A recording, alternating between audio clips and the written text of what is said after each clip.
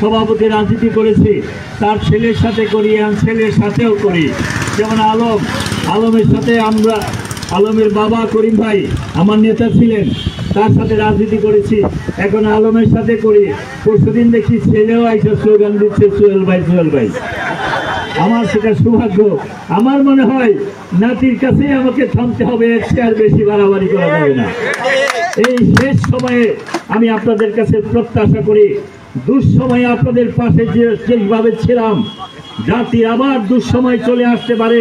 তারেক রহমান বলেছেন, জাতি ষড়যন্ত্রের বাইরে যেতে পারে না।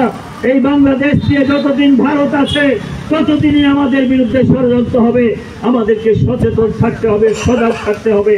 আমি মনে করি আমার মতো সাহসী নাই, আর এই মঞ্চে যারা বসে আছেন, মঞ্চের সামনে যারা আছেন, আপনারা এই সাহসী মানুষ যারা 17 বছর বিপ্লব করেছেন, আন্দোলন করেছেন, সংগ্রাম করেছেন।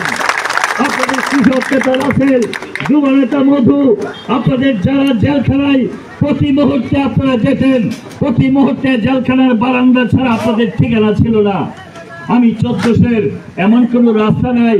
আজকেও যখন আসছিলাম তখন চিপা চাপা রাস্তায় দেখলাম রাস্তার মধ্যে